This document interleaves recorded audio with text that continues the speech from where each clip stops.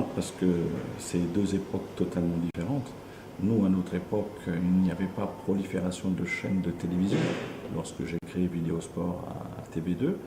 Et par contre, il n'y avait pas aussi autant de chaînes de radio avec l'arrivée de l'AFM, donc qui inonde énormément les ondes. Africa numéro 1 à l'époque était quasiment l'unique station internationale qui venait après Radio France Internationale.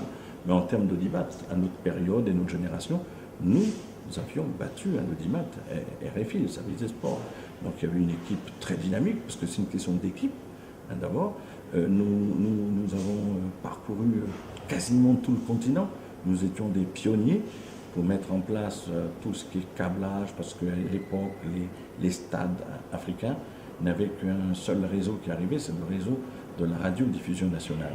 Et donc nous avons mis le deuxième réseau international qui permettait d'avoir deux pistes et nous avons travaillé. Et croyez-nous, nous étions en maillot, en short, en jean sur le terrain pour pouvoir de jeudi à vendredi câbler donc, le stade. Et ça a été une riche expérience pour nous. Riche expérience parce que nous avons fait vibrer le continent africain et plusieurs journalistes ont eu des lettres de noblesse dans le domaine du journalisme. Et localement, avec Vidéosport, nous étions d'ailleurs en compétition avec la première chaîne de télévision. Et c'était une saine émulation, c'était très très bien, parce qu'en fait, c'est cette saine émulation qui fait évoluer le journaliste. Donc, ce qu'il faut aujourd'hui, pour nous, nouveaux journalistes, pour celle de cette période, il faut énormément se cultiver, énormément lire, aller sur Internet, aller acheter les journaux quasiment au quotidien pour s'informer de ce qui se fait dans le monde. Et c'est d'abord un problème de culture. Après, il y a la formation de base, certes, mais vous pouvez même venir du secteur économique, vous pouvez même venir du secteur médical, du secteur pharmaceutique, de n'importe quel secteur scientifique et être un excellent journaliste sportif. Je crois que c'est d'abord une passion, et puis une question de savoir se cultiver, de savoir avoir en fait tous les ingrédients à travers soi.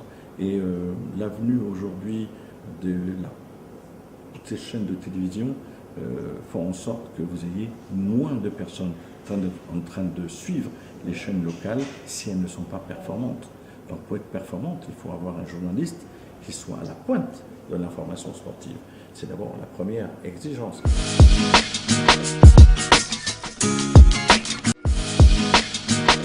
L'avenue des femmes, parce qu'à l'époque on n'en avait pas, nous fait énormément plaisir, parce que les femmes s'intéressent aux disciplines sportives, c'est une excellente chose, c'est même ce qui est exigé de plus en plus par les institutions internationales, de rechercher la parité lorsqu'il y a la compétence. S'il n'y a pas la compétence et qu'il y a 30% de femmes dans une chaîne de radio, mais qu'elles soient performantes, c'est ce qu'on recherche d'elles. Donc c'est aller chercher au plus profond la tenue, le physique compte énormément. Donc quand on passe à l'antenne, ce qui n'est pas le cas à la radio. À la radio, il faut avoir une belle voix, il faut savoir enchaîner, il faut avoir de la répartie.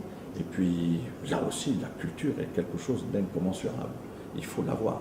La culture sportive, il faut l'avoir. Il faut être énormément cultivé pour que vous soyez incollable sur un plateau face à votre interlocuteur. Donc cela compte énormément.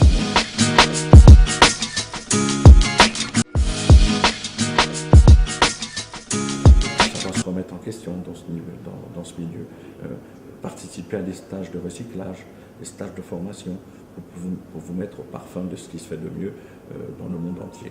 Vous savez, la particularité au Gabon, nous avons une classe, je pense aujourd'hui, de journalistes très compétents, mais qui n'ont pas souvent le cadre et l'environnement pour pouvoir évoluer.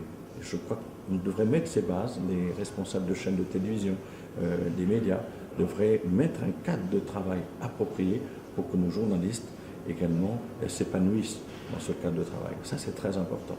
Donc, la prolifération des chaînes reste un gros inconvénient. Alors là, c'est la compétence qui fait la différence. Parce que ce serait un plaisir pour les Gabonais de ne pas quitter leur chaîne de télévision locale, sachant qu'ils ont affaire à des journalistes qui savent présenter leurs émissions, qui ont un contenu très intéressant, qui ont des images et non des tables rondes à écouter les gens ou s'écouter eux-mêmes. Et je crois qu'on évoluera lorsqu'il y aura cette compétence qui s'installe.